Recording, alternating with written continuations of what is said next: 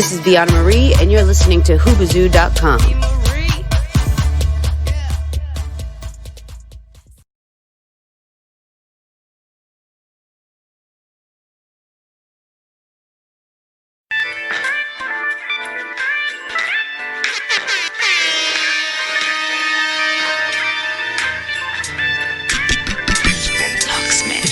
The booth. I share my world when in the booth. The booth. This is all I do when in the booth. The booth. A set of headphones, one microphone, and yo, hold the phone, I'm in the booth. The booth. I share my world when in the booth. The booth. This is all I do when in the booth. The booth. I got one microphone, flow glitz in the zone. Yeah, I ain't to load me up, lock me in. I don't care, box me in, cause the booth got me in this brand new zone. Plug me in, turn it up, blitz gon' burn it up. Might start melting down the soundproof phone. It's one way, so it's one mode. Booth on the bus whenever I'm on the road. Lock in for days and anything goes. It's been 7 days, the same clothes. Still flowing for them dudes sitting outside on the blocks in the booth, but I'm spitting outside of the box. I know where the digits at, where the lyrics at. I ain't never losing, so I ain't gotta get it back. Got commercial music, but I still know how to spit a rap. I'm like the trees on my boots, I grew from the roots. If I'm lying, I'm flying, but I'm the truth. Only one way, my mobile or roam. I'm underground in the booth. The booth. I share my world when in the booth. The booth. This is all I do when in the booth. The booth. I got a set of headphones and one microphone. And yo, hold the phone, I'm in the booth. The booth. I share my world when in the booth. The booth. This is all I do when in the booth. The booth. I got one microphone. Yeah, I'm in the zone. Kill Spencer's in the booth. Was he African? African. No. He was American, and he was like you.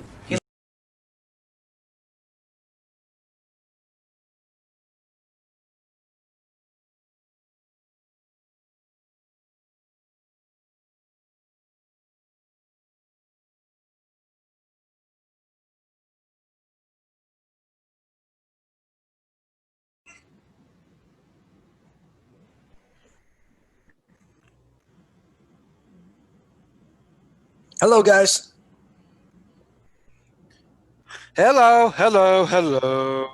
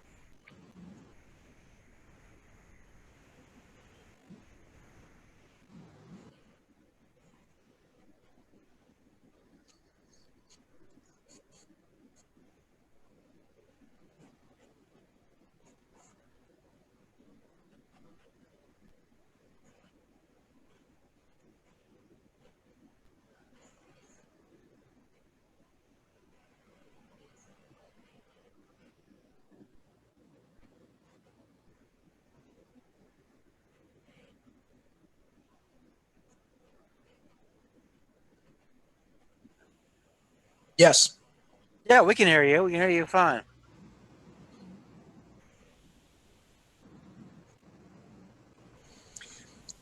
Yeah, I've been focusing mostly on the classroom. I teach criminal law, criminal justice related courses down here, and that's keeping me incredibly busy, and also monitoring things on the campaign front.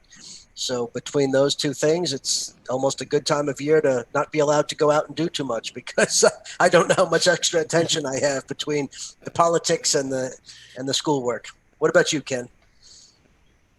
Well, we're very lucky here in Massachusetts. The courts are beginning to reopen slowly but surely to in-person. So I've actually been going to court trying to clean up the backfill that we had right now. We've got some very angry clients. We've also got some people who have been held in custody. We're trying to get their trials going. We're very happy. I'm also active with the Biden campaign, the voter for protection. I'm one of the lawyers who are doing the voter for protection. This started back in 2006 with Obama. If those of you remember, they started doing that, so I'm active with that. And I'm also bringing in some new lawyers. We're training some new lawyers on how to do things in the court in Massachusetts. So I'm mentoring some young lawyers. I'm very, very excited about that. It's a scary thing when you look back and you're now the old man in the room. I remember when I was one of those young kids looking, I was like, oh my God, those guys are so old. They've seen so much. And now I'm actually older than some of them when they were training me. So giving back to the community, people who trained me, I'm now training them for the next generation. It's a little scary to think that, great, I'm now the old man. All right, so let's give this a test. Can you guys hear me, Ken and Robert? Yes. Okay. I can hear you. Hopefully everybody... That was weird. Everybody couldn't hear me on Facebook, but you guys could hear me. So that was very strange, but thankfully I know how to work my audio mixer and figured that out. So I'm back here and doing what I need to do. Real quick, again, I said I wanted to thank Gloria Shea for having me on her show. Talked back twice last week. We talked before the debate and we talked after the debate. I want to get right into the news booth news. Netflix is looking for extras in November for a big budget film that they're going to film here in Salem, Massachusetts. So you want to make sure to go over to Joyce Boyley's page, Judith Boyley, JUDITH She's handling casting and has set up a page where hopefuls who want to submit a virtual application to be in this film can do so. The rest of this show tonight pretty much is stuff for Ken, stuff for Rob. I'm actually going to knock out a couple of the entertainment booths right now. I want to just announce Veana Marie. Good job performing at the VeroG Online Concert this past weekend. Also want to mention there was a story out there in regards to Kris Jenner and her bodyguard claiming sexual harassment. He's filing charges against her, saying that he sexually harassed her, Marc McWilliams, back in 2017. The question here is why would you even say anything if you're her bodyguard? I feel like he's just trying to kind of make a name for himself. Also in entertainment news, Batman has been pushed back to 2022 release. There's some nasty rumors out there that there are a lot of movie theaters that might be going out of business. AMC might be going belly up. There's a couple of them that have already closed in China, so it's tough. It's a tough situation out there. Also in entertainment news, breaking story, 65 years old, Eddie Van Halen passed away. You guys saw the video to open up the show.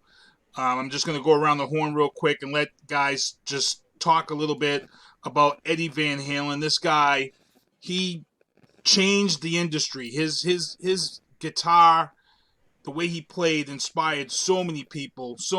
We've seen Lenny Kravitz out on Twitter already saying something about him. Mick Mars. It's just 2020 right now has been a big-ish sandwich as far as celebrity deaths in regards to my childhood and my teen years. Ken, I'm going to let you go first.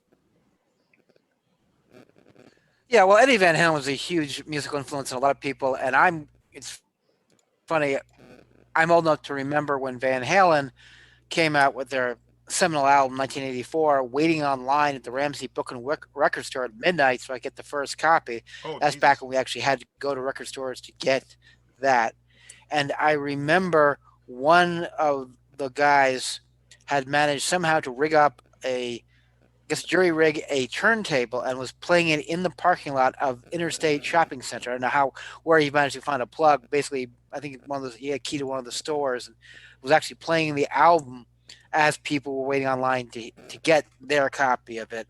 And I just remember the haunting guitar on that was just something you didn't hear back then.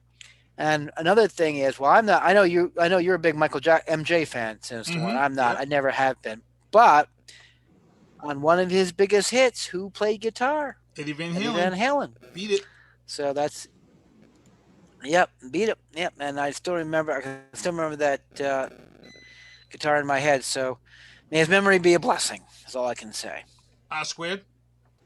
Yeah, he certainly left his mark on music for multiple generations. I mean, I don't know that there's anything more to say.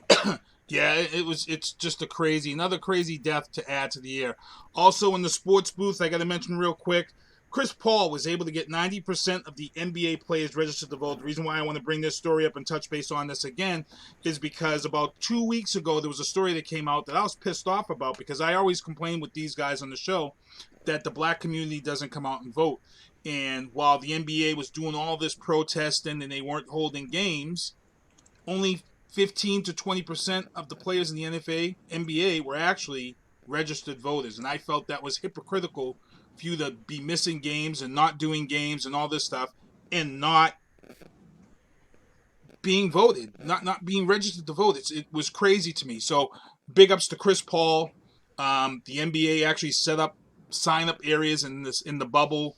All those players were all there. They couldn't go anywhere. And Chris Paul made sure to get 90% of the players registered to vote. Now, that doesn't end there. They've now got to vote. As R Squared has always said on the show, it doesn't matter unless you vote. You can register all you want, but you have to vote. And this is a very important year as far as the presidential race goes, and we've got some Congress and Senate seats in some states that are up for grabs right now. We need everybody to work together on this one. Also in sports news, Cam Newton, everybody knows, tested positive for COVID-19, did not play in last night's game in that abysmal loss. A lot of people are blaming the refs, but to be honest, the Patriots were a victim of their own demise. Edelman dropped a pass that ended up becoming the pick six that he should have had. Hoyer stunk up Kansas City so bad you smelled it all the way here in New England, and it was just horrible. And Bill Belichick missed out on calling a challenge flag on the fumble when they picked it up and was going to take it to the end zone, and they blew the whistle. So it was tough. How'd the Giants do, Rob?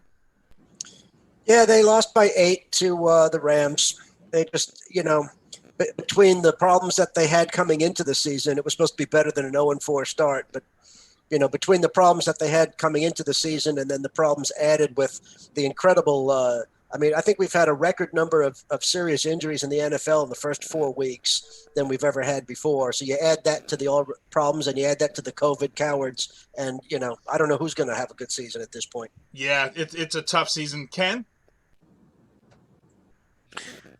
Yeah. Anything to add to the Patriots or anything that's happened in the NFL this weekend? No. I mean, look, here's the thing. You can't, with the Patriots, you can't go in the red zone twice and not come away with points. Yes. It was horrible clock management. And remember, up until the late in the third quarter, the Patriots only down by 3. Yeah, so they made a game 6-3. of it, and Yeah, they just fell 6-3. apart in the fourth quarter. Yeah. So it wasn't as bad as the final score read. And I'm sorry, Hoyer is a good quarterback, but he is not ready for, as we used to say back in the 70s, he's not ready for prime time. I don't know what it is. He's been with 8 teams in his career. I think they're going to stick with Stidham this weekend. Go ahead. I think they're going to stick with Stidham this weekend. I think that's where they're headed for the game this weekend, Okay. and rightfully so. He earned that spot. And that's my opinion. What's up, guys, in the chat? I just saw Ryan Johnson, Tyler Zanowski, Veana Marie's in the chat. Let's see who else is in the chat. We got a few people in the chat. Thank you for tuning in. All right, I got to get into this stuff. I got to get into a lot of stuff here. I got to go back to the legal booth because I got to bring this up. During the debate last week, Donald Trump was asked to stand, to condemn and denounce the white supremacist groups. He was asked to do that. And he couldn't do it. And what he did was he told the Proud Boys to stand down and stand back. And I know we have our chat going, and Ken was pissed, but Robert R. Squared was really upset. Hold on a second. If I may say something, he didn't say stand down. He said stand by. Stand by. And that's a big difference between those two things. And I'll get. Yeah, and we want to talk. We want to talk about stand down. And the confusing thing is, and I've said this before, what the problem is with these groups is there's so many different chapters, because once they brought this whole topic up, everybody went and started looking at the history of Proud Boys, and there's so many different chapters. The Florida chapter is headed by the same guy that heads the Florida chapter of Latinos for Trump, Enrique Torino. He's a Cuban. Now, right away, people were automatically like, well, he's a black guy. No, he's not. He's a dark-skinned Cuban. Now, if you live here in the Brockton area, we have dark-skinned Cape Verdeans. We have dark-skinned Portuguese people. We have Cape Verdeans here in Brockton. If you were to call them black, they get very upset. They don't consider themselves black. There's some Latinos out there that don't consider themselves black, some Dominicans that don't. So the problem here is that, one, Proud Boys are on the FBI list for watch groups due to being extremists and due to some of the hate crimes that they have committed against Jews and women. The other problem is that now you have this Utah chapter that popped up, which has a different bunch of races in their group, and they came out and sided with BLM the very next day, and they said that they're not for white supremacy. They denounced it. Yet you have some groups here in Mass that are part of Proud Boys that are all white men, and they do that whole 3%er thing, which has been linked to white supremacists. I shared a picture of Enrique Otaro with some members of the 3%er group and with Roger Stone. And Roger Stone, we all know about Roger Stone. Roger Stone was in hot water because he had called a radio host Negro and talked down to her while she was trying to interview. And a lot of people out there, well, that's what you're called. It's Negro. And it's like, no, I actually had to look it up. I actually found out that using the term Negro to a black person has been deemed derogatory under federal laws. Ken, would you know about that? I guess it was like 4 years ago. It's been deemed that use of that word is derogatory. Yes, because the term that you're looking for, the term there are four. It's Caucasian Negroid, Negroid is the race classification. If you talk about the four basic races, it's Negroid. That's the proper one. The term Negro, and where the other term that I will not use begins with an N, ends with an R, comes from, is a bastardization of that term, and that's why it's offensive, because it's not accurate. It was originally deemed to be a classification of any dark-skinned male, and the reason they say that is because, as you pointed out, people from Cape Verde and people from the Caribbean are not Negroid. They are a different racial classification. That's why they use Negro to cover all people of dark skin, and it was meant as a classification for purposes of slavery. That's how a lot of these black codes and civil codes determine whether you were white or whether you were black, not based on the actual scientific version, but if you had dark skin or dark blood, as they used to call it. Now, R Squared, you were very vocal in our private chat in regards to the Proud Boys themselves. You were sharing some stories and some things, some atrocities right away, which is why they have been added to this FBI list. And I want you to explain kind of, because a lot of people, as soon as Proud Boys was mentioned, they start bringing up Antifa, they start bringing up BLM, which Trump conveniently stayed away from mentioning BLM during the debates, but he did mention Antifa to try to divert. But you know, there was a difference there, and Biden had said it's an ideology. And people were saying, oh, it's not an idea. And it was like, no, he didn't say an idea. He said ideology. That's completely different than an idea. The FBI deemed Antifa as an ideology, while Proud Boys have been deemed a threat. Now, I'm going to let you explain it, and because you know about this stuff, and you are all over it. You teach class on these type of differences and why things are. So I'm going to let you explain that. Yeah, sure. And first, let me caveat it by saying I've been saying this for 40 years. It has nothing to do with Donald Trump or Stephen Miller or any of the current racists occupying the White House. I've been saying this for 40 years. And the point is this, that there are obviously these groups. Now, you were just talking about that some of them have chapters around the country. Yes. And, okay, fine. I'm not going to mince words. There could be a chapter that says, well, we agree with these things, but not this one thing. I'm not going to mince words with that. If you're in, you're all in. And if you're not all in, then you need to change who you're affiliated with. There's no halfway in with these groups. Right. All right. So I just don't buy it that they say, well, we're a different type of chapter. No, you're not. If you're affiliated with the parent group, then you stand for what they stand for, or else you can affiliate with somebody else. Now, my argument is that I think it was a erroneous decision by the Supreme Court, and of course, these groups are represented, ironically, by the ACLU, who represents all these right-wing and extremist supremacist groups. And I think the Supreme Court and the ACLU, and I've argued this with some ACLU folks, they focused on the wrong issue. They focused on the First Amendment issue about the fact that we have to protect unpopular political views and political speech, just like we protect the popular views and political speech. I don't disagree with that principle. I'm a big First Amendment person. However, these groups are not within the protection of the First Amendment. And this is what was ignored by the Supreme Court, either intentionally or negligently. And this is what is ignored by the ACLU in their legal briefs on behalf of these groups. And the issue is that it's one thing to have unpopular or extreme political views, because you're right, we can't deny people just because they're unpopular. But these groups openly advocate, they either commit it themselves or openly advocate committing it by other people, violent acts that deprive other people of their lives, of their property, or commit serious injuries at a minimum. Those are not protected speech. That is nothing like that is protected speech. And so once your ideology, once your political ideas go from just being unpopular or even vile to causing violence and threatening the lives and well-being and property of other people, you're no longer protected as under the First Amendment. You're a criminal.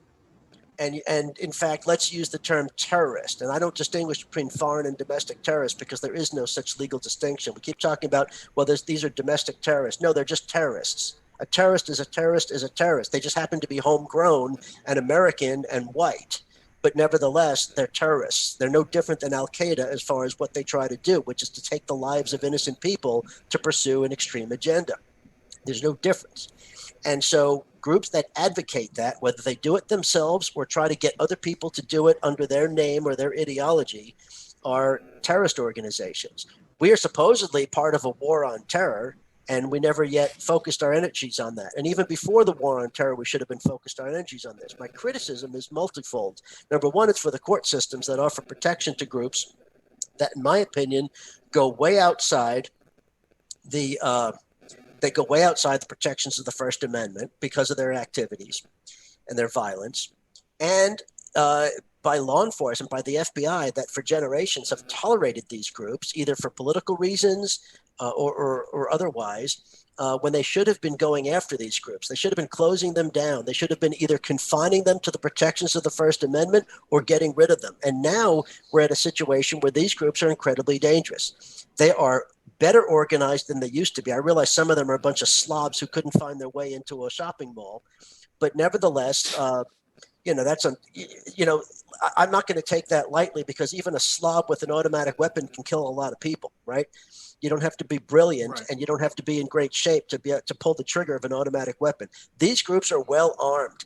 And even if they're not well organized or well led, in every case, some of them are.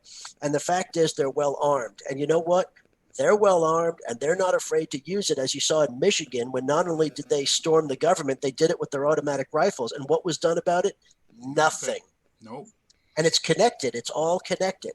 Why wasn't anything done about it? Well, because nothing's been done about it for 40 years or more. And so now we're at a situation where, how do we fix this? What do the good people of the United States have to do? And I'm not, a terrorist is a terrorist, and I don't want to get into this thing where Americans are going to start having to shoot each other. But the government has failed us miserably in not doing anything to keep these groups in check, especially for the violent acts. And now what do you have to do? It falls on the good people of the United States, which far outnumber the bad people. There are far more good people in this country than bad people in this country. But what are we supposed to do? Are we supposed to arm ourselves now? Are we supposed to go to protest with automatic weapons because these morons are going to run around and it's bad enough to have counter protests, which are protected under the First Amendment, but now they're going to go around and shoot people or run people over or what have you. And, we can't allow that. So I don't want to monopolize the conversation. I'll stop here and let Ken and you weigh in, and then I can come back around. Well, that's the reason why I posted what I did back when the Michigan thing first happened, when the first one happened in Michigan, and I went on this rant in regards to it needs to be stopped now. And everybody's like, well, they have a right. And I'm like, no, it has to be stopped. We talked about it because we said it's just going to keep going to where we're going to have a situation. And guess what?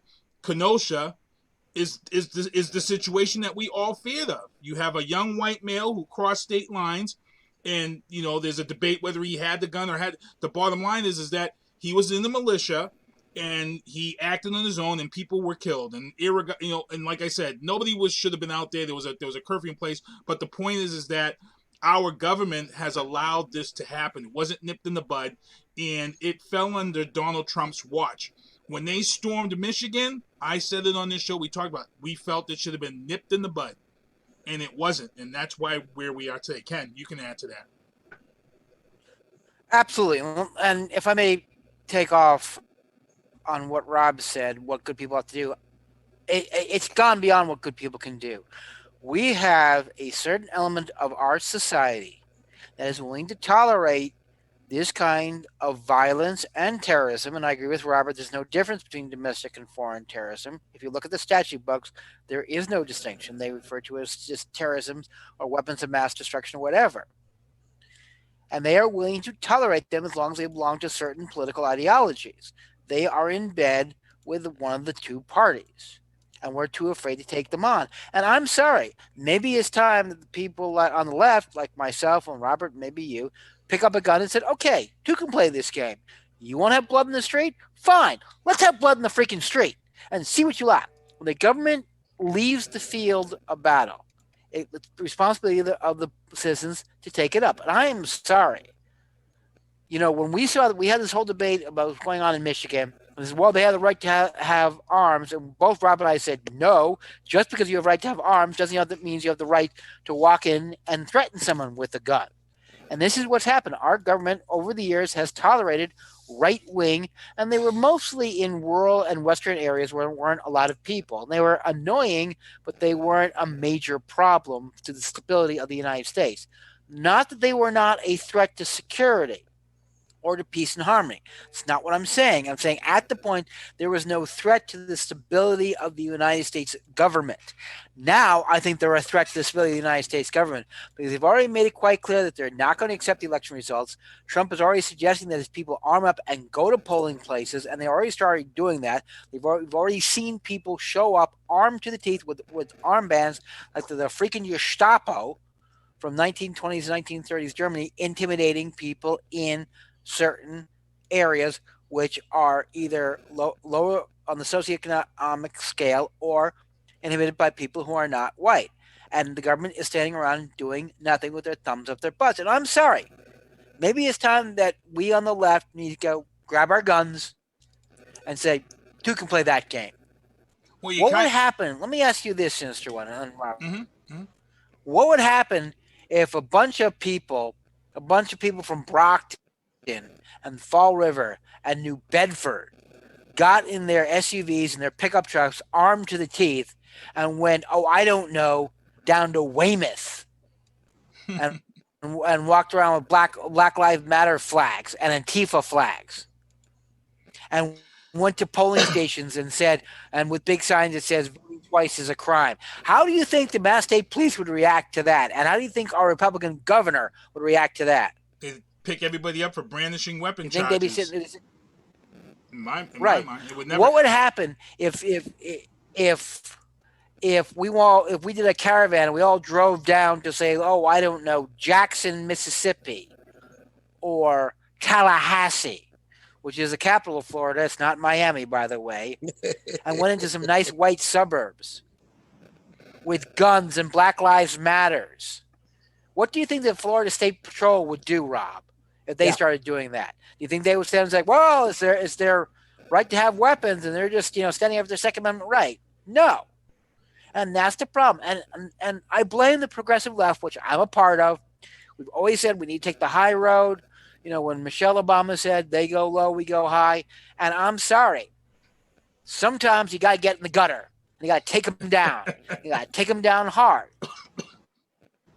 Because these people are cowards. And they're really good when they're armed to the teeth and no one else has got a gun. But what happens when we get guns? What happens when we go to your neighborhoods and start harassing you? You going to like it? Is Barr going to stand back and do nothing? No, it's simply time. You want a civil war? Fine. There's more of us, and we're smarter, and we know how to use firearms as well as you do. So piss on you. Here's the thing, and it started obviously a long time ago. And what happened was the country as a whole was saying, like you were saying, Ken, these are just some, a bunch of, dumbass rural people that never went to school and don't have any power, and they just hang out on weekends and drink beer and shoot their weapons. And and so nobody was really thinking of it as an organized or dangerous thing. The problem is this. At some point recently, two things have happened. Number one, they did gain political power, which nobody was really paying attention to.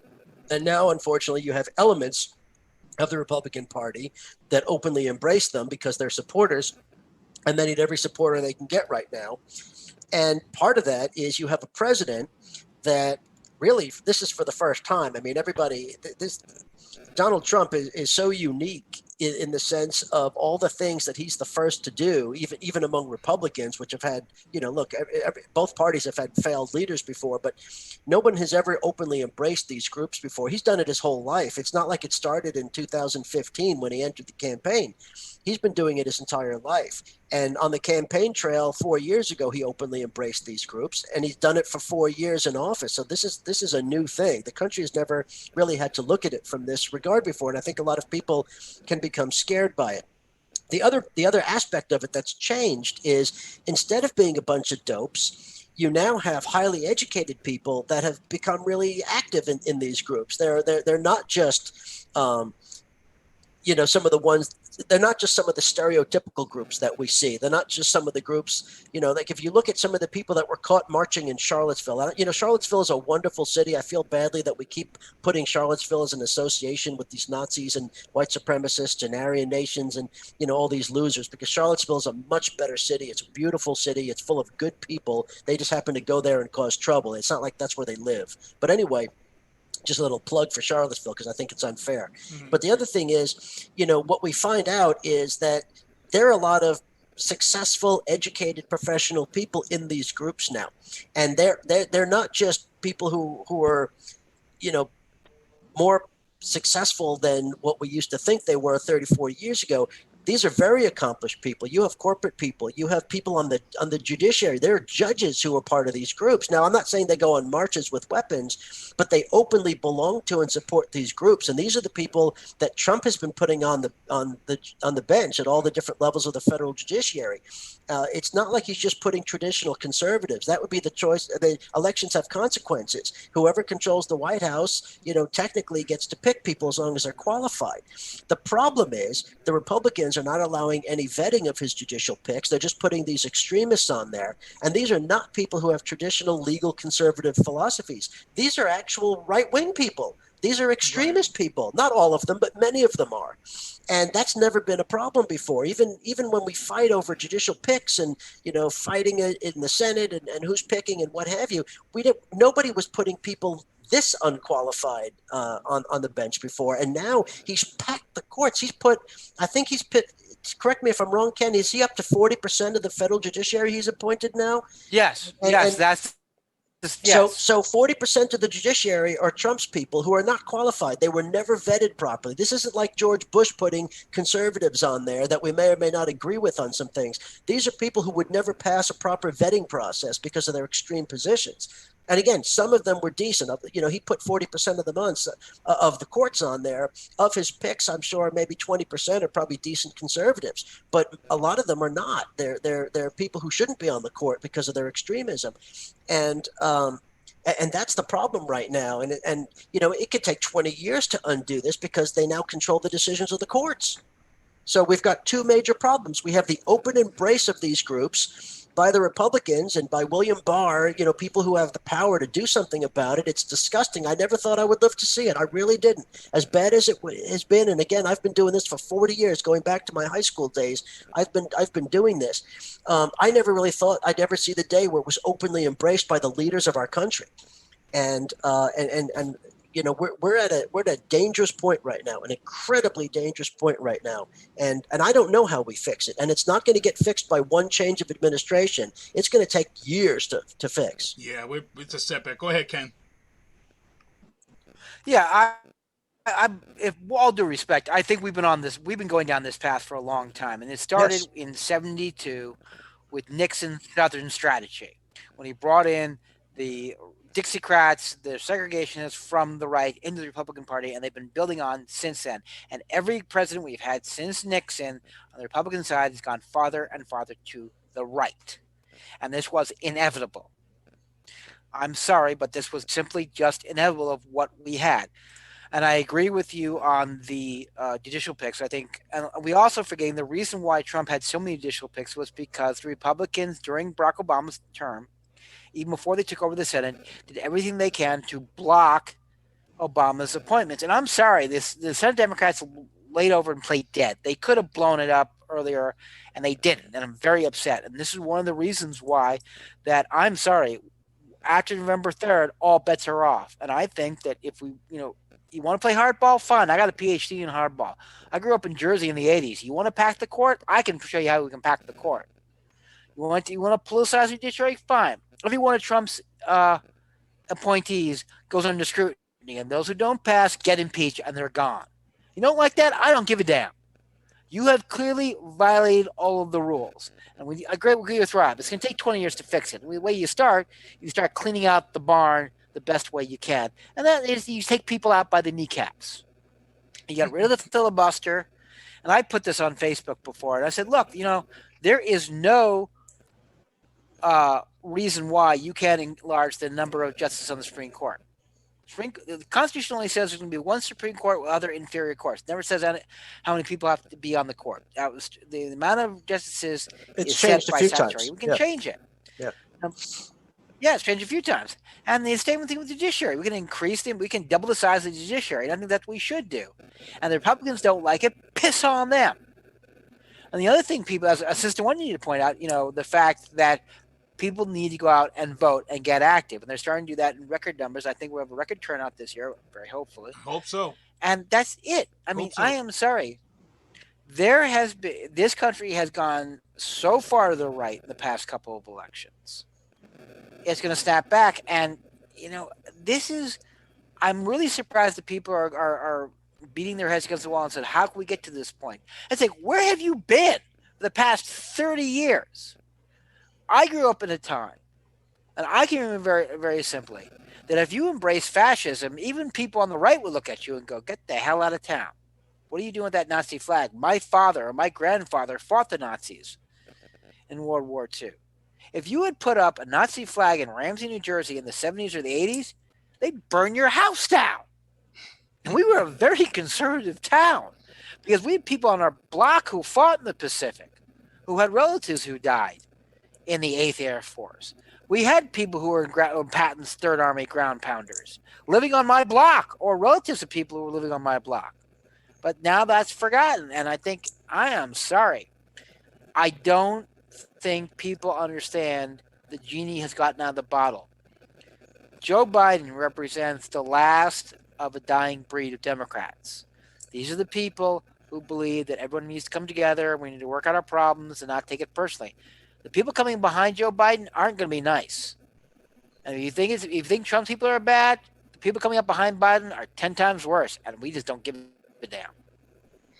And my other point that I also wanted to make too is when we talked about the militias too and how they came to this power within the government, I feel like it's partly because some of these militias are big money droppers into the NRA, and the NRA is a humongous lobbying group on the Hill.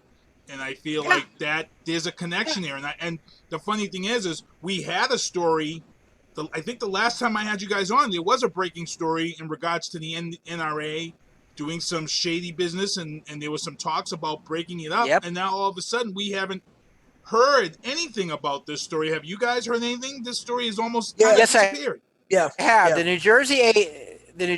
New York AG filed a lawsuit to strip the NRA of its nonprofit status and have it dissolved.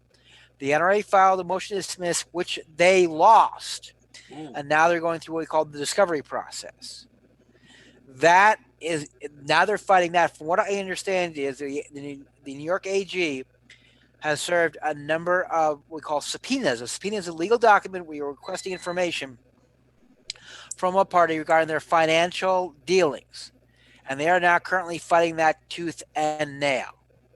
Unfortunately, because of COVID, a lot of these cases have gone to the back burner, and I understand that because there are other cases that need to be done.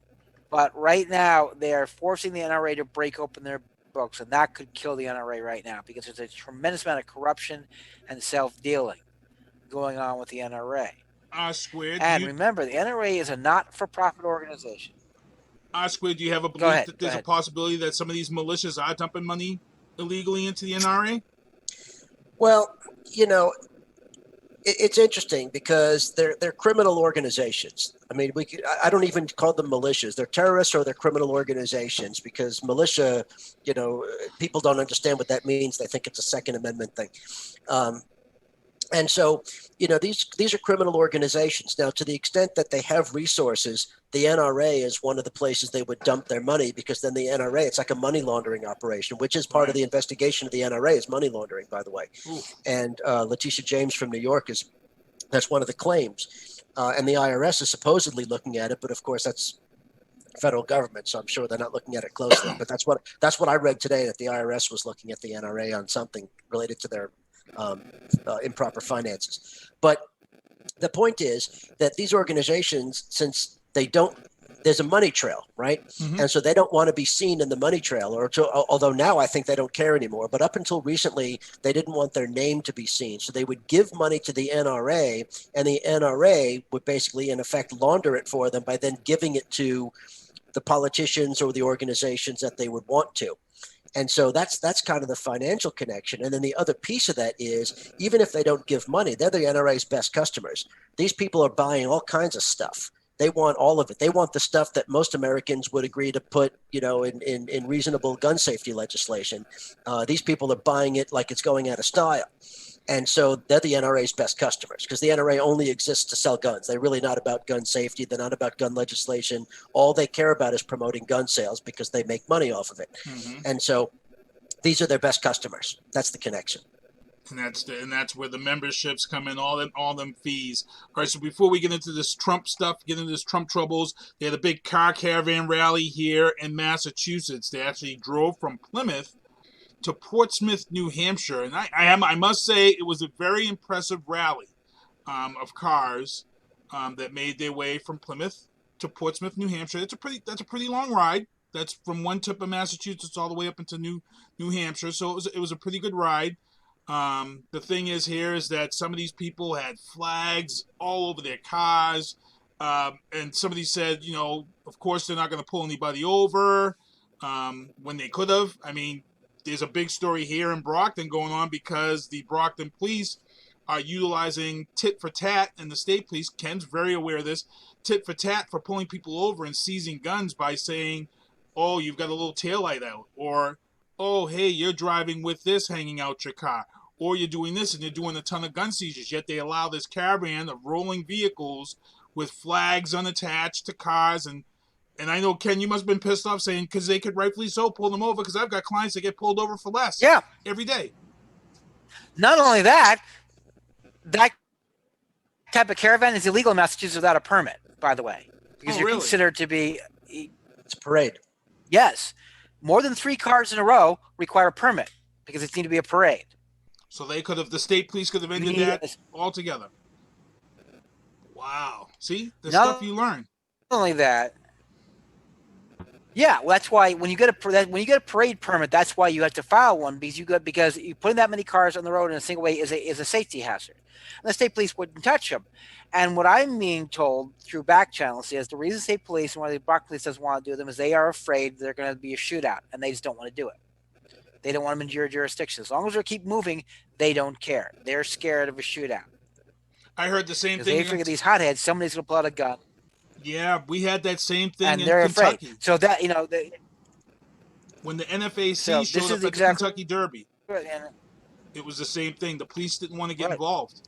They said, "Nah, we're not." The white supremacists were there, and thank God, everything in Kentucky at the Derby went down great. They had some good discussion, the two groups, but the cops did not go inside that area. They didn't want to catch a bullet. They were worried. No, the police in Massachusetts, as other police, have always followed the doctrine of overwhelming force. They want to have, if they're going to swarm a guy, they swarm him. There's one gun, they want 20. To shut down that caravan, you would have the amount of people you'd have to bring in that to shut down the entire highway, which they don't want to do. Now, from a strictly practical point of view, that's probably not a dumb thing to do. As long as people are moving, and not causing problems, maybe let them have it because it's not the fight you want to have. Pick your battles carefully. You can't pick your victories. And that may be a practical thing to do, but it leaves a lot of sour taste in my mouth because then it shows, well, it's enforcement. Right. All right. I want to move on because I think they should have.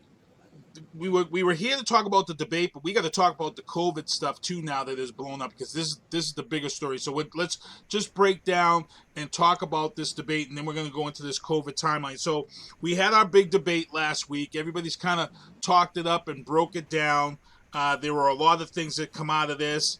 They had accused Biden of having an earpiece. Come to find out that, as you see here on the left side, that he actually had rosary beads for his son Bo that he carries with him. Rose. And Trump really went below the belt there. Some people, I couldn't believe the people that applauded Trump to come at his kids and come at his son like that. And at first I was kind of upset because Biden had come out of character, and he was very upset at the fact that Trump, because to be honest, regardless of what happened with Russia and Biden's son, if Biden really wanted to, he could have went that route. And he could have talked about how Ivanka, as soon as they got in the White House, hooked up with the Chinese and got her products at a cheaper rate and cut her. I mean, there were so many ways that Biden could have did this. He got angry. I think he dealt with it. Let's just get right into this debate and break it down real fast. That way we can get into this COVID. Squid, your thoughts on that? Because I felt that Biden, even though it wasn't his show of a debate, I felt Biden came out of it a little bit on top. He talked to the public instead of yelling back and forth, but he did lose his composure, and I feel rightfully so. Ken? Yeah, Asquith? I'm just going to add a couple of thoughts to it because I don't even think there's much to talk about from the debate. I'm curious to see what Ken will add too. Yes. But just a couple of points. First of all, what you said about the first thing, yes, Biden absolutely could have fired back and attacked Trump's children because every one of them belongs in jail for the family business. It's a crime family. They're all, we can go down endless lists. I'm not even going to waste time on it. And so, everybody knows about that. There's no point in highlighting it because you can do that. The Lincoln Project can do that if they want to, because they have all those ads. So Biden was smart to not do that during the debate, because he got a lot of praise for the way he handled that. And I think rightfully so, that, you could see that he was upset, which is good. You're supposed to get upset to protect your family. And when Trump was taking low blows at Hunter, Biden was, I am proud of my son. I am proud of my son. That's the right answer. He didn't, Hunter Biden had a drug problem and he overcame it. That's a good news story, and Biden's not going to run away from it. And if Trump wants to hammer him on the Burisma thing, look, there's nothing illegal. I mean, even the Republican Senate sham investigation they did found nothing illegal about it. So it doesn't matter if we question why Burisma hired Hunter Biden. Yeah, no one will ever understand that for anything that, but it doesn't matter. It wasn't illegal, and he didn't do anything illegal in the position. And so that's a whole separate issue from anything else. And I think Biden got props for just handling that the way he did and keep it contained and then move on to something else. Now, in about the loss of composure thing, there were just a couple of times when I kind of winced looking at it. And, Trump from the opening bell was, and this was his playbook. This wasn't an accident. He was there to disrupt the debate. He didn't want to debate. He can't debate. He doesn't understand any of the policies. He doesn't want to talk about any of the policies. He doesn't want to talk about his record. I mean, there was no reason for him to be at the debate other than to make it into a shambles and maybe score some red meat points with his base, who likes rudeness, right? These are rude, disgusting people, so they loved what he did. But all he did was just interrupt and throw things out there. And for the most part, Biden, he tried to complete his answers. If you watch, for the longest time, he tried to complete his answers, and he would even stop for a minute to let Trump, get it out of his system, so to speak, and he just wouldn't stop because that's not what he was about. There were a couple of occasions where Biden told him to shut up already. Okay. One time he said, will you shut up already, man? And the other time it was, will you just shush already? So same thing. Okay. He told him to shut up twice. Well, the problem is this. I thought doing that only twice with the number of rude, ridiculous interruptions was pretty understandable, right? I wouldn't have contained myself to twice. I would have lost it at some point, and it would have gone on much more than twice. Okay, and I'm a pretty professional. I'm a calm person. I've been in professional arguments all the time, and but when you lose it, you lose it. I lost it in a hearing one time, and it was ugly, and I never did it again. But the fact of the matter is, I give Biden a lot of credit for only doing that twice. The problem is when people are showing the coverage of it, they show it where he's doing that, and it looks like that's what the two of them did all night. They didn't show it in reality. So the public who didn't really watch the debate or watch it carefully is seeing that, and they have the misperception that they were both sort of engaging in that type of behavior, and that's just really not fair to Joe Biden. Now, the other thing is, I would say that, nobody won per se, in the sense that the debate was so clouded by Trump's deplorable behavior that I don't know that people really took away any of the substance. Biden was really trying to talk to the American people, and he did try to interject some substance. And if people went back and watched it calmly and ignored Trump, they would hear some of the substance. And the last point I'll say is that, I don't know how influential these debates are. And I still think that we have a long time to go. We have a month to go. But the trends are very favorable to Biden right now. And the post-debate trends are very favorable. The people that didn't want to say much are now saying, yeah, we're going to support Biden.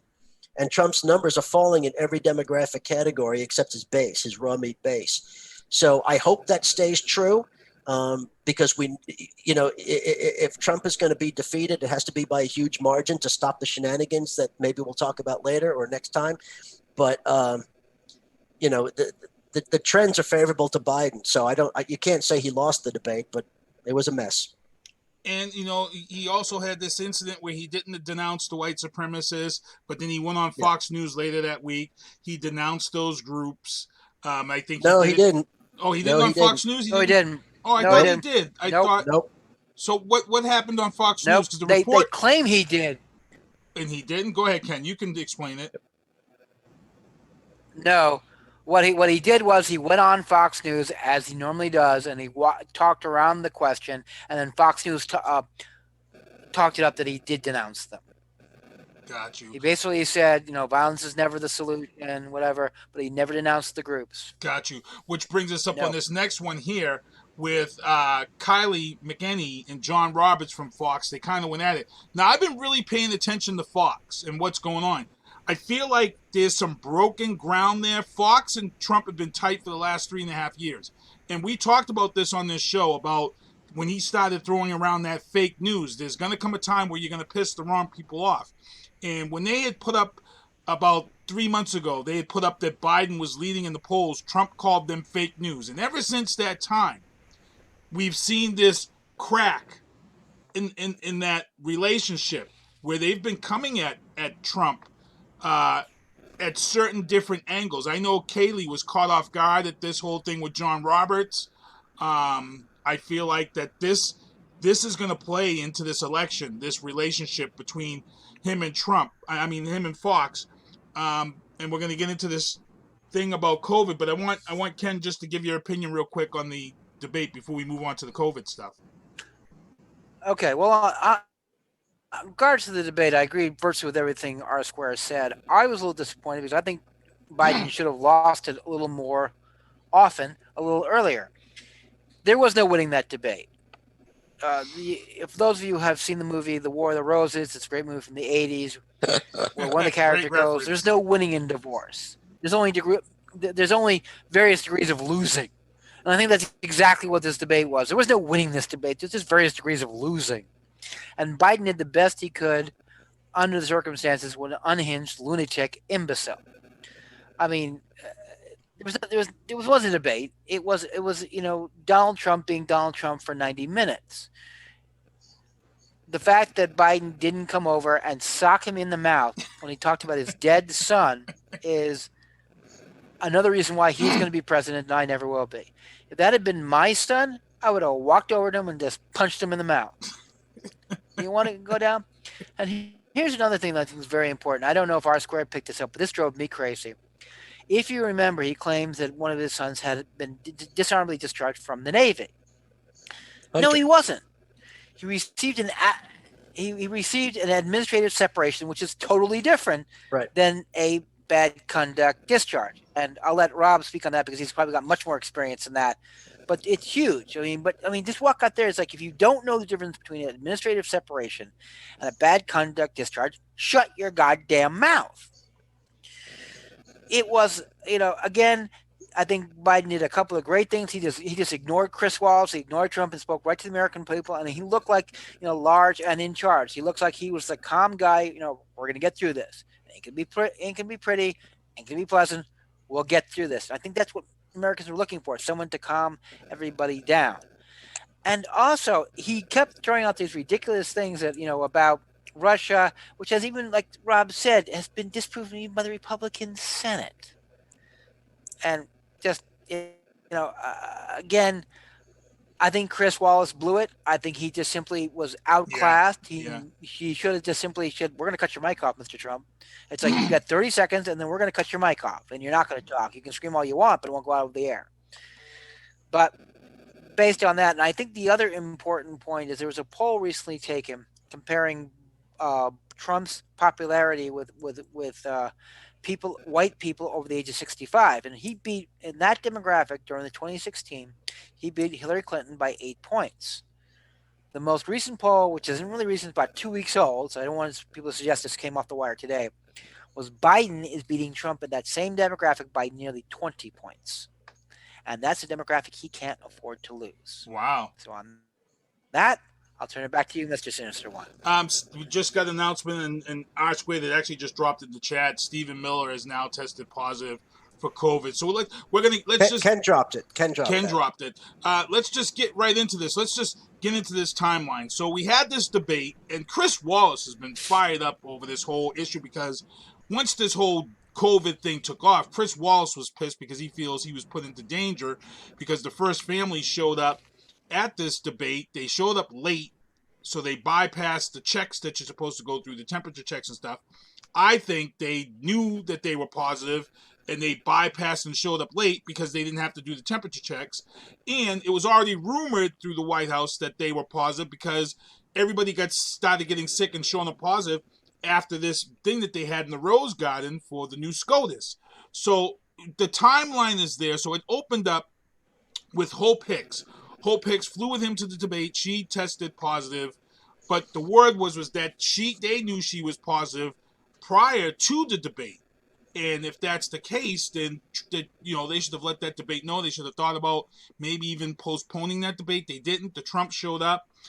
Chris Wallace says that first family actually waved away masks. They came there without masks. So after Hope Hicks ends up testing positive, Trump tweets out that him and his first lady were headed to quarantine.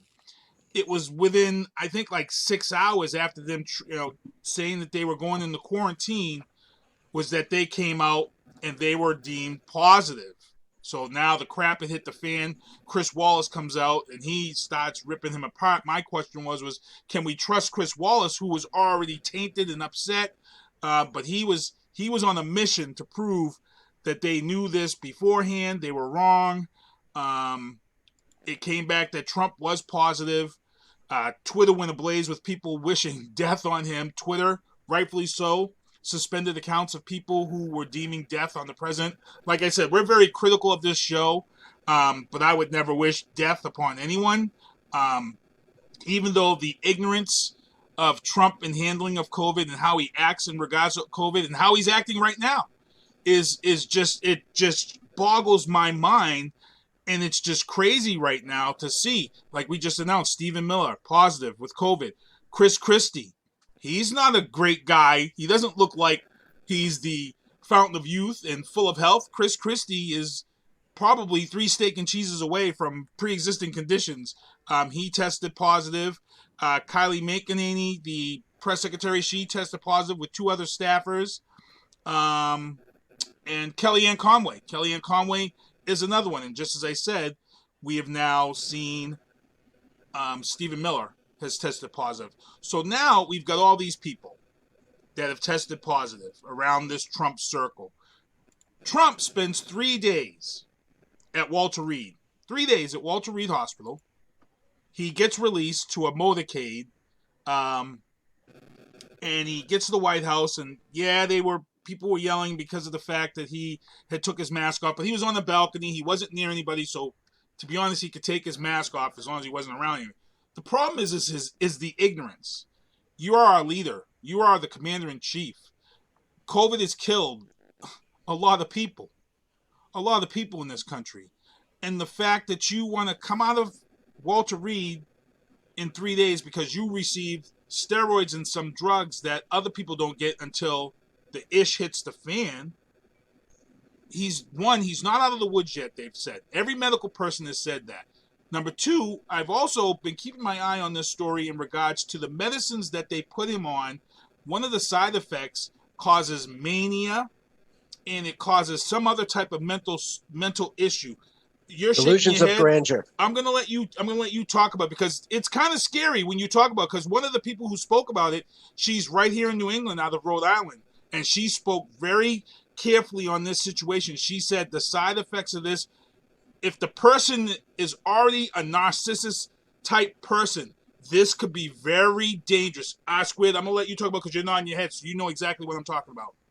Yeah, the side effect of the steroid that he's on, not the remdesivir, but the other one that they were quoting, causes delusions of grandeur, which I know is funny when you talk about Trump because he's already manifesting extreme cases of delusions of grandeur. I mean, his narcissism, all the things that we've talked about. So the side effects of these drugs that he's on are really even worse for him. And so when you look at these ridiculous stunts that he's pulling and that they're letting him pull, I'm quite surprised at the Secret Service for that motorcade stunt that they pulled the other day. And that's just problematic. But, here's the thing. They knew that there was an exposure and a certain number of cases, and they came to the debate late to avoid the detection process. Yep, purposely. Nobody goes to the debate late. They have to prep. They have to get the money. You don't go to that late. Nobody goes to that late. They came in late so they could bypass it, not just him, but the criminal family. They all bypassed it and went and sat there. And the rules, it's not like the health officials just said, hey, would you mind wearing a mask? The rules that they agreed to said everyone will have a mask in the audience. They agreed to it, and then they refused to wear it. It's not just they came in without it. When the staff went over there and tried to give them masks even, just in case maybe they didn't have them or whatever, they refused to wear them. And you know what that means? That means they were intentionally trying to spread it. And who were they intentionally trying to spread it to? The Biden guests. Their own guests, maybe, or the Biden guests. That's who goes to the debate. It's not open to the public, right? It's a limited audience. And the people sitting in the front are the invited guests, the family and friends and close associates of the candidates. They already were exposed to it, and they don't care about it. So who else was sitting up there? Biden's family, Biden's close associates. That's who they were exposing. And if you think it was an accident that all this happened, I've got a bridge that, as Ken likes to say, that you might want to buy. You're the first one that's come out with that, saying that they purposely. I'm like speechless because they did because all the evidence points to it now. Yeah. Go ahead, yeah, Ken. All the evidence points to. Let me just finish my point. I want to hear what Ken is saying. Let me finish my point. And so, so they did all of that. And then, of course, they all get on Air Force One, which is an enclosed space, right? You can't, you've got a crowded plane and everybody's on there. And, they knew Hope Hicks was sick. And there's no isolation on the plane. Even if they put her in the back, she's still breathing on everybody. And so they should have put her on a different plane or left her there or something like that to get her home separately.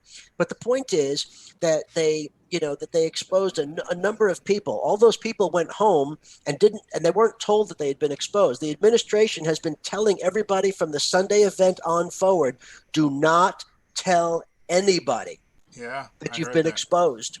Yeah. They were prohibited from not just the media, but anybody. So Kellyanne Conway goes home. They've got problems in that household, right? She and her husband had to withdraw from. They had to withdraw from politics because they were about to lose their family. Yeah. Right. Well, he's also high risk. He has health problems, and she brought COVID-19 into that house, and their daughter got it from her. The daughter has it. Yeah. I don't know if George got it, but he's high risk, and you can imagine what's going on in that house right now. George has been tweeting like a maniac since this whole came. Right. Because I followed George Conway since you turned me on to him and the Lincoln Project, and it's one of the most interesting tweeted.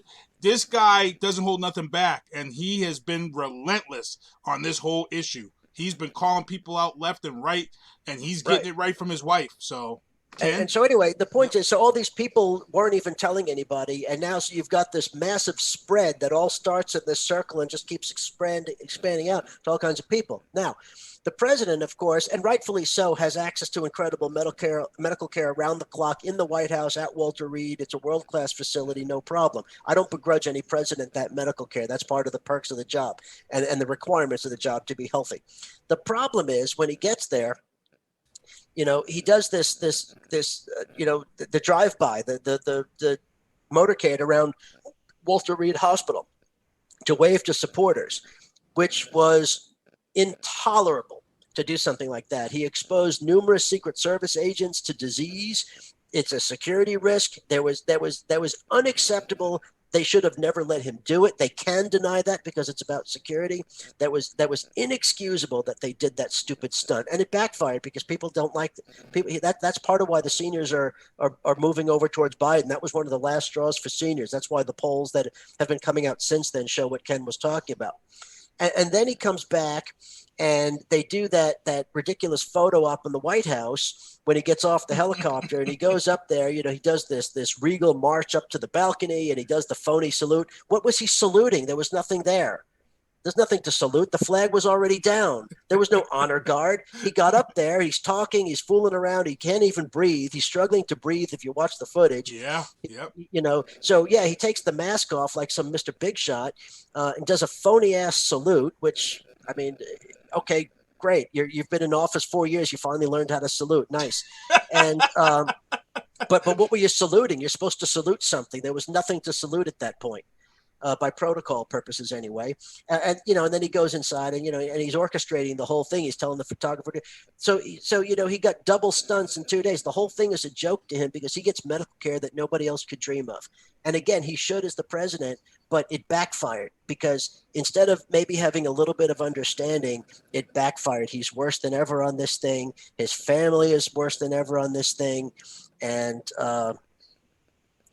thankfully it's costing them in the polls, at least for now. Well, he's not paying attention at all because I think the last I heard, 12 high-ranking Pentagon officials have also tested positive now too, and it's like, this is serious. Like, guess what? This one is not. point. What is it? No, 1 point, real quick. Those Pentagon officials shouldn't be at any of those ceremonies. They're not military related, so shame on them. Oh. If that's where they got it. Okay. All right. Well, he wants all those people there to make it. He's a dictator. He acts like a dictator. Right. And they shouldn't be there. But here's the problem. From what I'm hearing, is people are telling me that he became exposed or infected long before we even think so. Like they're thinking almost 2 weeks. Everyone says it was 72 hours or now along that. I'm being told now by reputable sources that they now think it goes back to 2 weeks. So Trump was getting briefings in the Situation Rooms and other things when he was already infected 2 weeks ago. The problem with that is, who else is he infected? One of the things that they try to do with these type of diseases is try to trace where you've been and who you've been in contact with. And he won't allow in the past 2 weeks, Trump's gone to a number of rallies, number of high-end fundraisers. So there is a number of high-ranking Republicans who've been exposed who probably haven't are now being tested very, very quietly. And you know something? I am sorry. I have no sympathy for these people whatsoever. Lay down with dogs, wake up with fleas. And literally, Trump is taking out his own Contra all by himself, and that's all I can say. I'll give him the old Jersey salute. Oh, damn, Ken. But what was more... Did you just flip the bird? Yes, I did. Okay, the old Jersey salute, as we used to call it. Man, you pissed off. I have a cousin... you have no idea. This is me being... I'm channeling my inner Biden right now. So I'm being calm. You don't want me to go full diesel. So I'm trying to be nice. I have a cousin who's a retired nurse who spend a lot of years working with the homeless and substance abusers and high-risk patients. And a lot of these people had, in addition to mental health issues, they had, because they were living on the street, a lot of respiratory and other pulmonary-related problems. And she says, look, I'm telling you right now, based on the sketchy information that she was getting, she was going, oh, God, he's in bad shape. He's in really bad shape because his O2 levels were so far down at a point where he would not be lose cognitive reasoning. Not that there's anything there to be worried about because he doesn't cognitively reason to begin with, but that's, But she was saying it's a lot worse than we're being told based on the crumbs of information that she's getting. And the thing is that, I mean, the big thing is low trim. And the thing is people can see the story on the left-hand side. Trump actually tweeted, this whole thing about you can live with COVID and you can fight it. Don't let it stop your life and blah, blah, blah. And it kind of a slap in the face to a lot of people who have survived COVID, but they're messed up. Frank Zanowski was on the show, a police officer. It took him months to recover from this. He just finally did a successful run this week. I have a gentleman that I work with. 5 months. Yeah, I have a gentleman that I work with. He can no longer come back to work because he has nerve damage in his leg. His kidneys are messed up. His lungs are messed up from when they had the thing down his throat. He lost like 80 pounds. And he may be looking at collecting disability pension because COVID messed him up so bad. So for Trump to come out there and act like this isn't that big of a deal and downplay it is scary because it's irresponsible because his base eats this crap up and then they run with it. And it's so scary because they all think now if they get it, we can recover like he can, and completely ignoring all the people that are damaged forever from COVID. Damaged forever. Not only that, we don't know if he's recovered. Now, hold on a second. You're assuming he's recovered. I don't think he is. He's not. He's just masking it well. His doctor, Walter Reed, said, and let me tell you something about at least until Monday before he even thinks about him being recovered. Right. Exactly. I've lost a lot of weight over the past couple of months, and a number of people have asked me if I've had COVID, because that's one of the things they're concerned about my weight loss. Is people are like, "Are you okay? Or do you have COVID?" Because the underlying is, if you have COVID, get the freak away from me. I shouldn't be in court. Now, of course, it has nothing to do with it. I've been losing weight for 11 months and under a program, but those are people who are asking serious questions. I've never had anyone ask me if I was sick or not, and the question is, who else did he come in contact with? Because, once it's the force multiplier effect, as the military likes to say. They send in, 5 guys to train 5 guys, and then each one of them will train 5 guys, and each one of them will train another 5 guys. This is what COVID is. It's a force multiplier. So if you got all these people who come in contact with Trump who get sick, then who do they come in contact with? And then who do they come in contact with? This is, another example of, for those of you, I don't know if you've been reading about the Sturgis motorcycle event. Remember that rally they had in Sturgis? Yes. And you couldn't track all those people once they left. And a lot of those people came here to New Hampshire because the New Hampshire rally was postponed from June to the week after Sturgis. So a lot of those people left Sturgis and drove cross country to come to New Hampshire for the bike rally for that week. So you have no way to track any of those people who went across the countries or back to where they came from. And you make a great point there. The scary thing for me was that when you saw that picture of this, when they were swearing in the SCOTUS and accepting her, and they showed the picture of where everybody was seated. And first of all, there was no social distancing whatsoever at that Rose Garden event. And when you looked at it, Melania was sitting next to Barron, and Barron looked like he had one of his school friends with him. Behind her was Kellyanne Conway and Chris Christie. Hope Hicks was up on stage with Trump. So everybody that was in close vicinity, and now as you start seeing all these people, I'm going to have to go back and see where Stephen Miller was sitting in that group now. Because if he was in that whole little bit of group, that just goes to show you how fast it spreads. And again, Trump coming out and saying what he said today is dangerous. It downplays the threat of COVID when he's a president, and he should not be downplaying it. Oscar, I see you nod. I'm going to let you get in here. No, I'm just agreeing with you. Sorry. This goes to it's Trump is really bad in the first place as far as saying things and thinking that he's above whatever. But then you put the side effects of the medications he's on. And this is a very dangerous time. He shouldn't even be speaking to the public right now. He really shouldn't. And That's why they didn't want him to leave Walter Reed.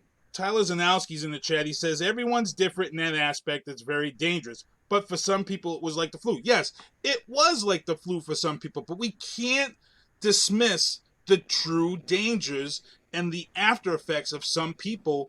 But for Trump, it wasn't the flu. He was rushed to. There's a reason they took him to Walter Reed so quickly. You're in the military. Explain it. You're in the military. He was having trouble breathing. This wasn't the flu for him. He was having significant trouble breathing. They checked his oxygen levels twice and said, "You're going to Walter Reed," and they took him to Walter Reed. And most importantly, they airlifted him to Walter. Well, that's normal though, because of that's normal. That's what people are forgetting about. Yeah, that's normal. They would always take him by helicopter there, I think, but for something like that. But anyway,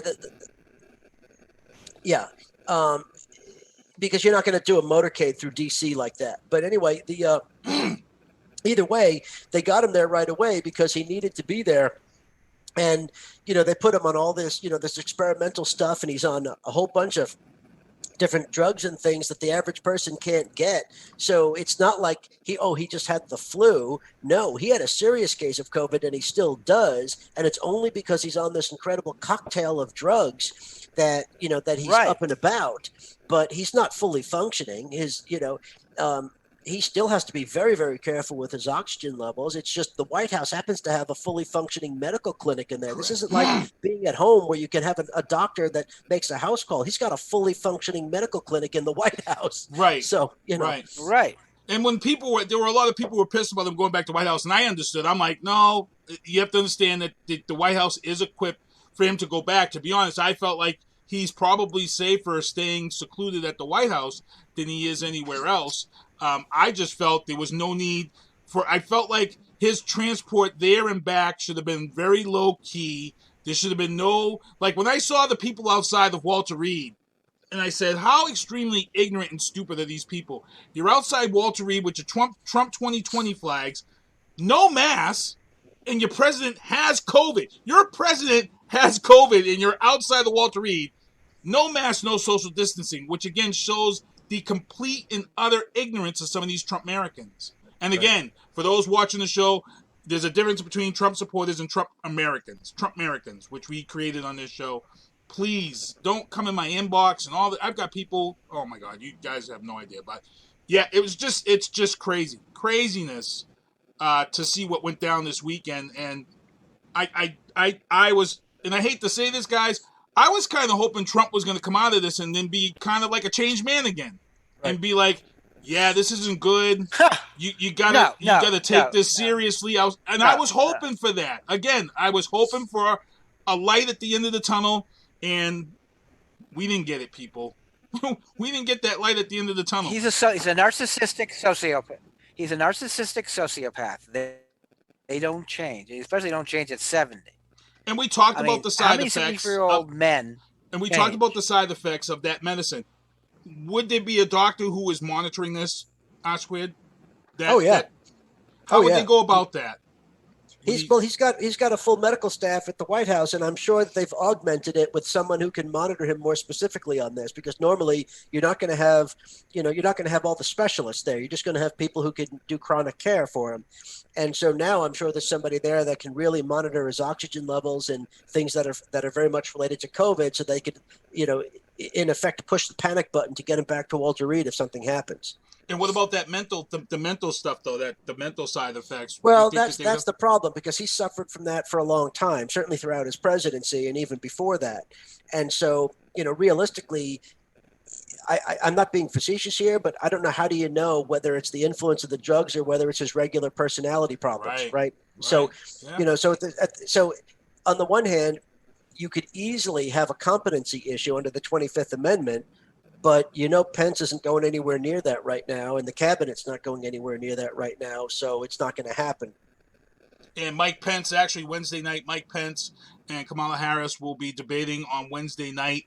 I'll probably watch that debate again live on Facebook on like I did the other night. It worked out pretty good. Had a lot of people in the chat chiming in. It was great to have that live emotion and not have to talk about it 2 days later. So I will have that debate on live tomorrow night on the Booth Facebook page. Anybody can join us and chat and give their opinions. But I'm expecting this to be a pretty good debate. I think we're gonna see something much more professional.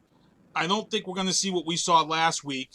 And Pence, this is his time to kind of shine. He's really been on the back burner. I feel like Mike Pence has purposely been in the shadows. I don't think Pence is very happy with President Trump. I don't think he really likes this roller coaster of idiocy that we're on right now. And I think Mike Pence is doing his best to stay kind of back. So it will be interesting to see. What are you guys' thoughts on this? Ken first. I'll let you go. Well, yeah, Pence has never been on the inner circle of the Trump people, and he doesn't like them. They don't like him. So this could be, well, somewhat interesting. He's not in Kamala Harris's league. I don't think he's going to say anything stupid. I think he's just going to come out with the bland, generic things that they always say, to simply not debate her by just somebody who's going to go on, stay on message, and whatever she says, he's going to completely ignore. I think this is going to be a snooze fest. Of course, I could be wrong. I thought the Lloyd Benson Dan Quayle debate was going to be a snooze fest and came with one of the greatest lines in political history. Except that's all anybody remembers of the debate. So you were right; it was a snooze fest. Squid, your thoughts? But at least it had that moment. Oh yeah. No, I think Ken is mostly right on this. I don't think that there's going to be anything all that earth-shattering that comes out of it. Pence, for 4 years, he's proven himself to just be the president's liar in chief. I mean, he has not once tried to show that he has an ounce of dignity in him. He completely sold out to be the vice president. And so he's just going to do talking points. They're going to be ridiculous. He's just going to repeat them over and over about how much the president is doing. And he's going to do that fake, sincere voice of his that drives people crazy. That's all he's going to do. And he's going to stay on message. He has the discipline to stay on message because he's just going to be reading point after point after point. So the real pressure is going to be on Senator Harris. Right. She's very intelligent. She knows her views. She does have to be consistent with Biden because he's the top of the ticket. So she's going to have to be somewhat careful to not go inconsistent of him. But I don't think that's a real risk. It's a little bit harder for her because she's not a sycophant like Pence is. So she's got her own mind. And right. She's going to have to be careful to stay loyal. I don't think that's a big problem. I'm just saying that's going to be in her mind to be very careful. And then the other thing is whether it's fair or not, I think she's going to have to be careful stylistically. I think that's where she's going to be judged. I think she's going to be judged stylistically on how she handles it because she's not well known. Pence might not have been well known 4 years ago, but he's the vice president, so people sort of know him and they know exactly what he is, who he is, and what he is, which is a phony. And but Senator Harris, those of us that are political junkies have watched her because we watched her cross-examine Barr. We watched her in the Kavanaugh hearings. We're familiar with her. We watched her in the Democratic debates. But a lot of people in the country really don't know her yet. She hasn't, because of the nature of the campaign, you haven't seen her as much as other people. So, previous candidates. So I think she's going to have a lot of extra pressure on her as a way of introducing herself. And I think she's going to be under pressure stylistically. I think she can do it, but I think this is different for her. Yeah, I think she's really going to make a kind of a name for herself. People seen her coming up during that Democratic convention, and everybody seems to remember everything about that. And I think you hit it dead on. It's the way her style and the way she attacks and the way that she handles this. I feel the same way. She can't come out too aggressive. She's got to come out, stay her lane.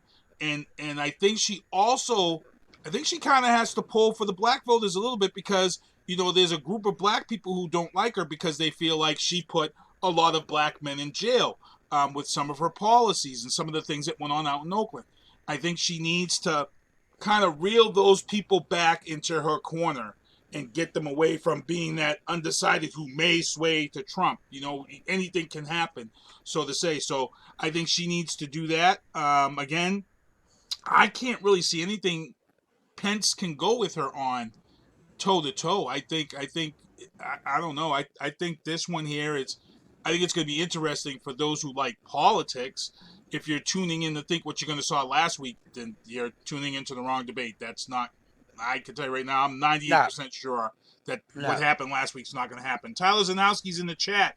He's asking, what is the difference between a Trump supporter and a Trump American?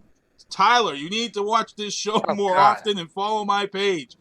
The Trump supporter is someone, I would say, Tyler, you are a Trump supporter because when Trump does something bad and you don't agree with it, you put it out there that you don't agree with something that Trump does. A Trump American is someone, he called himself, he could shoot somebody on broad daylight in Times Square and get away with it. That is a Trump American. This is a person that you debate with on social media, and they can't reason. Now, I can call this person out. He's supposed to watch the show whenever he wants, but a Skip Clay, who people have seen on my Facebook page, I actually deemed Skip Clay a Trump American last week. Why? Because he doesn't listen to any type of reason or truth whatsoever. He has this Trump is this, and that's all he sees. And when you try to nail them on it, they always deflect to the Democrats. They'll go 20 years back or 8 years back, and they'll say, well, Obama did this. And it's like, but that has absolutely nothing to do with the conversation or debate. And you just have to shut them down. So that is the difference between a Trump supporter and a Trump American. Tyler, in my book right now, Tyler, you are a Trump supporter and not a Trump American. So if you're worried about being a Trump American and getting that label, you're not that right now. We are at 8:26. We got about 4 minutes left. Tyler just said, thank you. I got it. He just said, I got it. Before we get out of here, and again, like I said, I worry about this COVID thing. And I think I don't think this is done. I think this is going to stick for a while. I think this is only going to get worse before it gets better as to how he tweets and handles it. As you see this final story up in here where Facebook actually shut down his post because he compared it to the flu and said it's not that bad, when actually Facebook actually deleted the post. Twitter actually put a tag on it saying it's false news. And the reason being is because 200,000 people have died from COVID. And we've got 26,000 dead from the flu this year. So right now this year, COVID is the killer.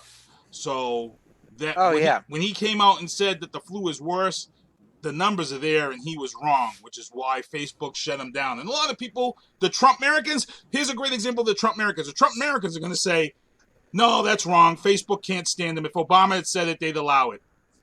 That's an answer a Trump American would give you right there. Boom. They don't see the reasoning. They want to make that excuse, and it's just sheer craziness. So I'm going to go around the horn here. We're at 8:28. Let my guys say their goodbyes and stuff. And I know R Squared usually has something great to say about making sure people vote. But I'm going to let Ken go first. Okay, I want to thank all of our listeners, all 12 of them. It was great to be back. Thank you very much for listening to us debate the debate. I just want to remember, guys, be safe, be well, and don't forget to vote. Ken, real quick, that picture in the background, is that a picture you took while scuba diving? Because a lot of people don't know that you're an avid scuba diver. Is that something you took yourself? Or? Yes. Oh, that is one of the pictures that duck it down. That is Joe's tug. It was a tugboat that sank off of Key West. Oh. And that's from Joe's tug. And Ken has tried to get me to scuba dive with him several times. One time he tried to get me to go night scuba diving, and I was like, no, and look, people, all of us don't, just because I'm black, don't go out there and say because Keith don't swim. I can swim. I have no problem with swimming. You love it. You would love to scuba dive. Scuba diving in the water with sharks is what gets me. And at night, and you can't see. I'm good, Ken. You have a light. You have a light. You bring a... God. They had a light in Jaws too, Ken. Yes, right. Yes, right. Yes, he did. Richard Dreyfuss had a light when he went to get the tooth out the bow of the ship.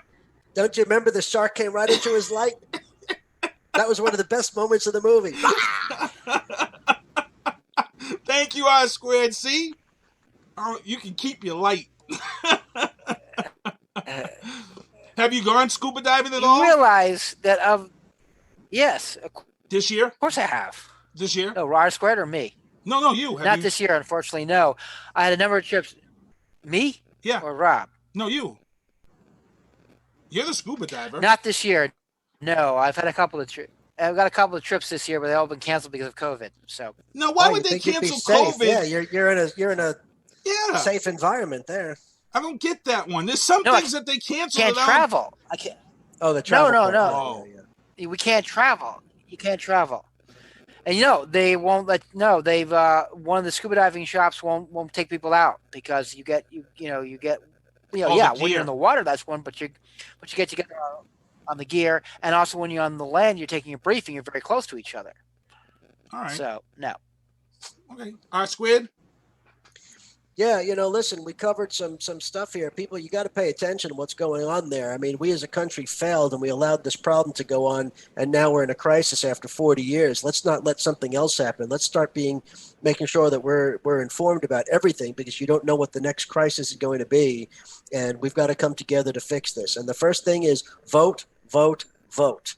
Yeah, Veana if you Marie, don't vote, you have no right to say anything. Veana Marie actually said in the chat, it doesn't matter who you support. At the end of the day, as long as you hold your leaders accountable, when they F up, no one should come at you crazy. And that's true. That's true. As long as you vote and you support who you support.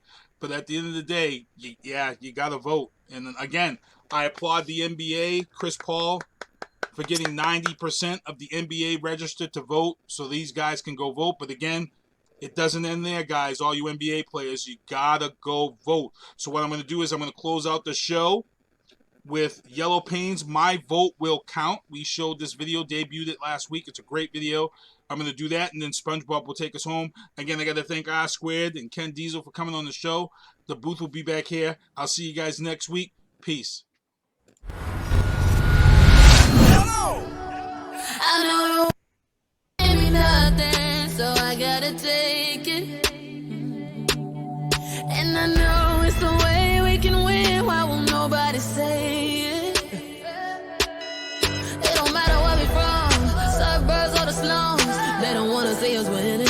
They'd rather keep us dumb. Could have a walk, but we don't know how. Don't let them tell you that your vote don't count. Well, he was in office for 8 years, bro. Still ain't getting nothing done for it.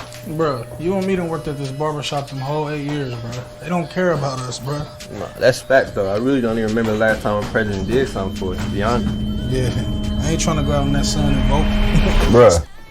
You literally don't know what you're talking about, man. First thing first, back in middle school when they taught us it was 3 branches of the government. We forgot it when we got older. It's the judicial, the legislative, and executive. But all we know is the executive. That's the mayor or the governor and the president. Now none of them 3 people make no laws. They just be checking them. The laws come to their desk and all they do is say no or yes to it. So when the news station tried to tell us that Barack Obama couldn't put us on, we was all salty at Obama when it was the Congress members all along. We gotta focus on the legislative branch, yeah, they the ones that make the laws. Yeah, they the ones rate how much food stamp money you get on the card. But when people that wanted to help us wanted the job, I know they probably lost. Cause we ain't even know their name, we ain't know their face, we ain't know it all.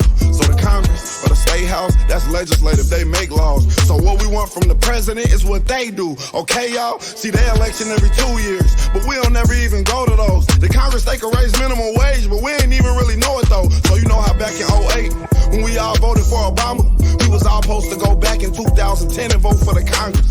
Cause they the ones make child support laws. They the ones choose if your kids at school get to eat steak or corn dogs. The state house make the court costs. So if the country failed, then you can't say it's them, it's your fault. Cause y'all ain't know to vote for Congress members that was for y'all. And they don't gotta leave after 4 years, and we just let them sit. See, they don't wanna tell you this, they want you to focus on the president. Now the 3rd branch is the judicial, that's judges. They the reason why John Crawford and Trayvon had justice. So when Meek Mill got locked up just for popping willies, we blame the judge and not the city when they let her get voted in, cause they ain't know who to vote against. Imagine life on the other side. Roads better, schools better, everybody get their license back, grocery store food better, custody of your kids back, homeless people get new shelters. If we gon' fix the U.S., we gotta start with them 2 letters. Me and you, somebody told us that the government wanna keep us broke, but the only reason why those people in the government is cause we ain't vote. And I ain't talking about the president, I'm talking about the ones we ain't know. See, they was gonna try to keep it low, but it's gonna hurt them when they see the polls. I know the world won't give me nothing, so I gotta take it. And I know it's the way we can win, why won't nobody say it? It don't matter where we from, suburbs or the slums. They don't wanna see us winning, they'd rather keep us dumb. Could have a walk, but we don't know how. Don't let them tell you that your vote don't count.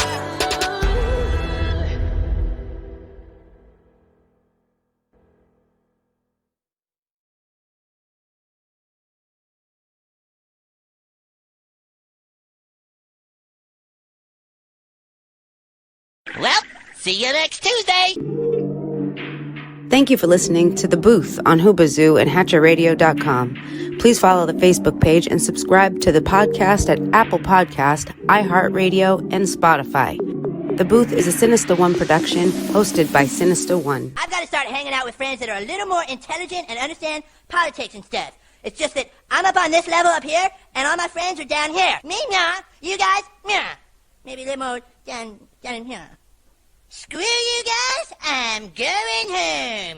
I smoke, I drink, I do my thing. These bitches hating, so you know I got to make it plain. Don't do cocaine, but your chick, my main. We stick together, true forever, yeah, you know we bang. I miss those days, which was easy. If only I make it, bitch, don't repeat. Now that I done upgraded, I've been upstate, and y'all think I'm playing. And I got a hit now for these weak ass hoes who think I ain't slaying. Try me, and I'll probably end up laughing, cause I never back down. I'm that chick with a clean ass whip, I don't need that shit, I got my own now. I get hurt, I get tired of fussing, fighting, guess I gotta crack down. Don't mess with me, cause on everything, I'ma have to bring the whole city out. WHOOBAZOO, that's Hoobazoo.com. Enter website, enter website, enter website, enter website.